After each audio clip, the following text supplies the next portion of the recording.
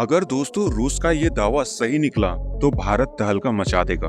दोस्तों, modern warfare में आज की तारीख में जितना अटैक आक्रमण इम्पोर्टेंट है, उतना ही जरूरी है डिफेंस का स्ट्रांग होना, सुरक्षात्मक कवच का अभेद होना। भारत के दो मित्र हैं, एक इजराइल और एक रसिया। ध्यान से सुनिएगा, रूस ने क्या दावा किया है। यह दावा इस वक्त बेहद ही मायने रखता है। इजराइल पूरी दुनिया का सबसे अभेद हवाई सुरक्षा कवच रखता है, जिसे आयरन डोम कहा जाता है। चारों तरफ से दुश्मन से घिरा यह देश अपनी हवाई सीमा की सुरक्षा एक बेहद ही एडवांस आयरन डोम सिस्टम से करता है, जिसके चलते इसके शहर पर, पूरे देश पर कहीं से भी हवाई हमला हो नहीं पाता। देखिए, इजराइल एक छोटा सा देश है, भारत एक बहुत ही बड़ी कंट्री। तो बात यहाँ पे आती है, भारत क्या आयरन डोम विकसित कर सकता है? हम बिल्कुल भी शक नहीं करते भारत की काबिलियता पर और भारत की सामरिक क्षमता और भारत की आर्मी की स्ट्रेटेजी पर। लेकिन भारत एक बहुत ही बड़ा देश है, इसमें काफी वक्त लगेगा। लेकिन हम सब ये जानते हैं कि इजराइल के साथ भारत के संबंध किस लेवल पर है।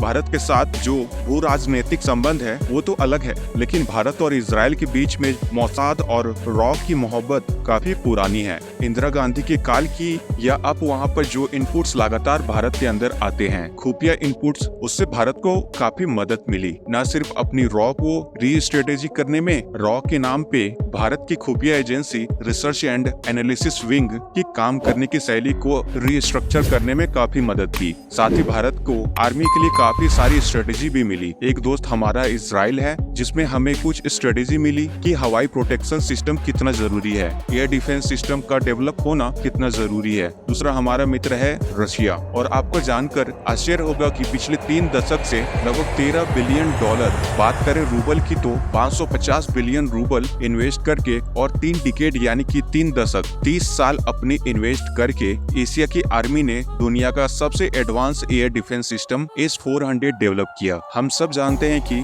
S-400 भारत ने खरीदा है, 5 बटालियन भारत ने ऑर्डर की है रसिया तक, और रसिया के कुछ बटालियंस भारत में भी भेज दी है। कुछ बटालियंस की डिलीवरी अभी डिले है, क्योंकि हम सब जानते हैं कि रसिया अभी फंस गया है यूक्रेन वार में। लेकिन आपको बता दे, जो दावा किया जा रहा है रसिया और भारत के बीच में, उसमें यह कहा जा रहा है कि रसिया ने S-500 सिस्टम डेवलप कर दिया है, जो कि S-400 सिस्टम से कहीं ज्यादा एडवांस है। दावा है कि S-500 डिफेंस सिस्टम की क्षमता अंतरिक्ष तक वार करने की है। अंतरिक्ष में किस पर हमला करेगा, ये सारी बात आपको वीडियो में आगे बताएंगे। अगर अभी तक वीडियो को लाइक और चैनल को सब्सक्राइब नहीं किया तो कर दो भाइयों। लेकिन जरा ये समझ लीजिए कि एशिया अपने एयर डिफेंस सिस्टम को, अपने हवाई सुरक्षा कवच को किस तरीके से मॉडर्नाइज करने में लगा हुआ है। लेकिन रसिया ने सिर्फ $13 बिलियन और 3 दशक अपने बेहतरीन साइंटिस्टों का नहीं लगाया एयर डिफेंस सिस्टम को डेवलप करने में, बल्कि रसिया ने कई युद्ध भी लड़े हैं। क्रीमिया का वार और अब यूक्रेन का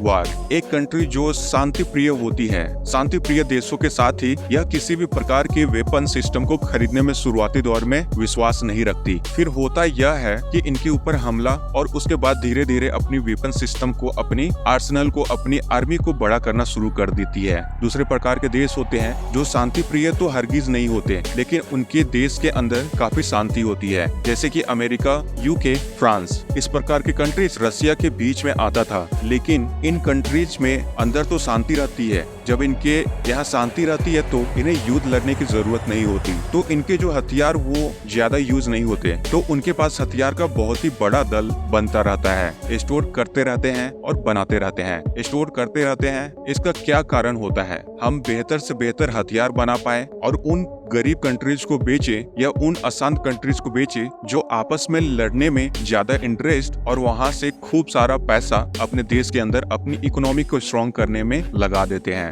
जिन देशों के नाम बताएं उनमें आते हैं, इन देशों के अंदर शांति होती है, लेकिन ये शांति प्रिय नहीं होती। आप समझ रहे हैं क्या कहना चाह रहे हैं? अब बात आती है हमारे जैसे देशों की, जो अब समझ चुके हैं कि भैया अपनी जो सिक्योरिटी है बहुत ही ज्यादा जरूरी है और हमें अपने आर्सेनल को बढ़ाना पड़ेगा। चौथे प्रकार के देश होते हैं चीन जैसे देश, जिनका एक ही उद्देश्य रहता है, जितना बड़ी से बड़ी आर्मी हो जाए उतना अच्छा। जहां दुनिया का हर देश अपने न्यूक्लियर आर्सेनल को कम करने की बात कर रहा है, वहाँ चाइना मात्र एक ऐसा कंट्री है, वह ये चाहता है कि 2030 से 40 तक उसके पास उतने ही सारे न्यूक्लियर हथियार आ जाएं जितना एशिया और अमेरिका के पास है। बराबरी की लड़ाई में लड़ रहे अलग अलग किस्म के देश, अटैकिंग कंट्री, हम तीसरे कैटेगरी में आते हैं, जो इवॉल्व कर चुके हैं और एक शांति प्रिय देश से एक ऐसी कंट्री को डेवलप होने में जिनमें हमको मालूम है कि हमारे दुश्मन कौन है, उनके लिए हमें किस चीजों की जरूरत है। अब हमारा मित्र है इजराइल, जिसने स्ट्रेटेजी दी आयरन डोम की, और हमारा मित्र है रशिया,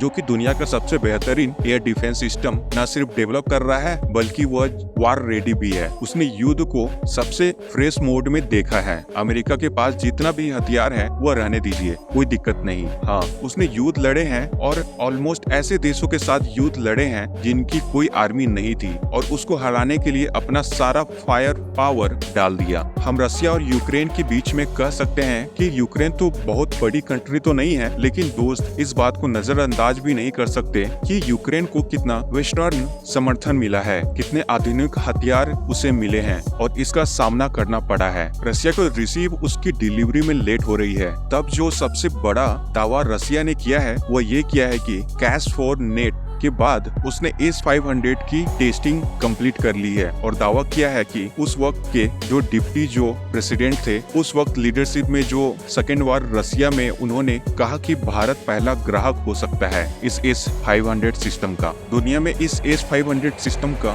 दूसरा ऑनर भारत हो सकता है। S-500 में क्या शक्ति है, ध्यान से सुनिएगा दोस्तों। S-500 की शक्ति जानने से पहले चाइना की शक्ति को जानना भी हमारे लिए जरूरी है। चाइना का पास लॉन्ग रेंज की बहुत सारी मिसाइलें हैं, समझ रहे हैं, अलग अलग वैरायटी की मिसाइलें हैं। चाइना के पास लॉन्ग रेंज की, और चाइना के पास न सिर्फ अलग अलग वैरायटी की बहुत सारी मिसाइलें हैं, उसके पास जो मिसाइलों का भंडार है वह भी बहुत ही ज्यादा है। चाइना ज्यादा वार नहीं लड़ रहा है, उसके पास काफी सारे मिसाइल का बहुत सारा क्वांटिटी रखा हुआ है उसके पास, और पूरा भारत चाइना की जद में आता है। यह रियलिटी है। हमारे पास अग्नि है, हमारे पास अग्नि 5 है, अग्नि 6 भी है, हमारे पास ब्रह्मोस भी है, लेकिन हमारे पास कमी अगर है तो वह यह है कि एक हवाई सुरक्षा कवच की, अभेद हवाई सुरक्षा कवच की, जो हमारे मित्र इजराइल की तरह हम एक आयरन डोम की जो है लेवल की हमें अभियता दी है हमारे हवाई सीमा को, हमारे हवाई जो एरिया है उसे, और इसके लिए हमारे पास होना चाहिए बेहतरीन एयर डिफेंस सिस्टम जो कि S-400 और S-500 के अंदर है। पहले देखते हैं कि इसके अंदर है क्या।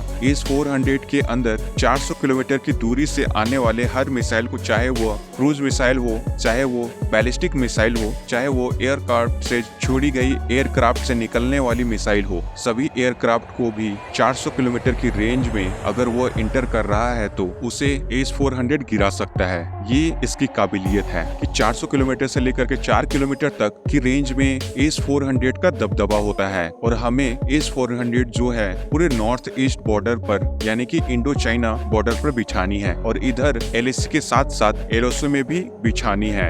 हमें और की जरूरत है, और भारत अपना डिफेंस बजट लगातार बढ़ाता जा रहा है, और उसमें अभी तक हमने क्या किया था कि हम डेवलपिंग कंट्री है, इस हिसाब से अभी और हमें अपनी आर्मी को डेवलप करने के लिए वह सारे हथियार खरीदने में फोकस किया जो अटैक में बेटर थे। अब टाइम आ चुका है एयर डिफेंस को बेटर करने का। रशिया से शायद S-500 ले सकते हैं, जिसके बारे में दावा किया जा रहा है। रशिया ने ये डिफेंस सिस्टम बना चुका है और भारत उसका पहला ग्राहक हो सकता है। वो दावा तो कर रहे हैं इस S-500 विराट सिस्टम का। आप सुनकर चौंक जाएंगे कि 600 किलोमीटर की रेंज में कोई भी विमान को ये निस्ताबूत कर सकता है। बाकी आपका क्या कहना है, आपकी क्या राय है, कमेंट सेक्शन में जरूर बताएं दोस्तों। बाकी इस वीडियो के अंत तक बने रहने के लिए दिल से धन्यवाद।